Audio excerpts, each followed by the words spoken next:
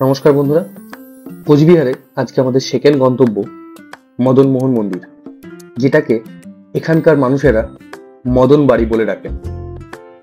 আর আজকে এই মদন মোহন বাড়ির ঐতিহ্য রাসের মেলা, তার শেষ দিন ভাঙা মেলা, লাস্ট দিনে আমরা মেলাও ঘুরবো একটু।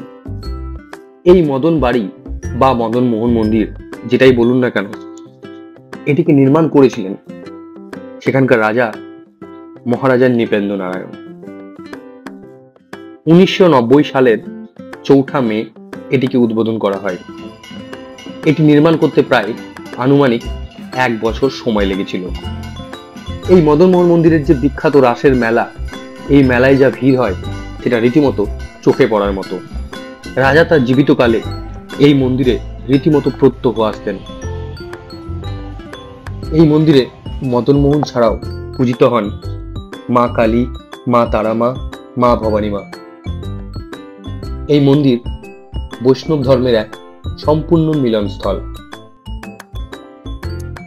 এটি যেটি দেখছেন, এটি হলো এক ঐতিহ্যবাহী রাসচক্র। এই রাসচক্র ঘুরিয়েই রাসের মেলার উদ্বোধন করা হয়। আর এই রাসচক্র ছাড়া এই মেলা অপূর্ণ। বর্তমানে এই মন্দির ডিস্ট্রিক্ট ম্যাজিস্ট্রেট দ্বারা একটি ট্রাস্টের মাধ্যমে পরিচালনা করা হয় এবং রীতিমতো এখানে একটি ডিস্ট্রিক্ট ম্যাজিস্ট্রেটের অফিস ঘরও বর্তমান রয়েছে। চলুন এবার মেলা প্রাঙ্গণে যাই, যেটা অলমোস্ট শেষ হয়ে গেছে। আজ ভাঙা মেলা, যে যার মতো তাদের দোকান গুটিয়ে নিয়ে রওনা দেবেন বাড়ির পথে। তাই ঠিক আমরাও এসেছি বাড়ি রওনা দেওয়ার আগে এই মেলা প্রাঙ্গণে একবার একটু দেখে নিতে। আমরা যে সময় মেলা প্রাঙ্গণে ঢুকি তখন বলা চলে মেলার ধ্বংসাবশেষটা পড়ে আছে, আর কিছুই বাকি নেই।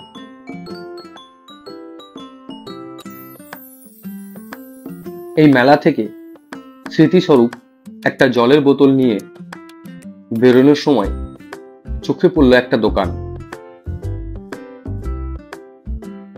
যেটি আমাদের প্রতিবেশী দেশ বাংলাদেশ থেকে এইখানে এসেছেন। এবং এটা দেখেই বোঝা যায় যে এই মেলা কতটা দূর পর্যন্ত প্রসারিত। চলুন এবার আমার বেরোনোর পালা। আমাদেরকে আমাদের গন্তব্যের দিকে এগোতে হবে।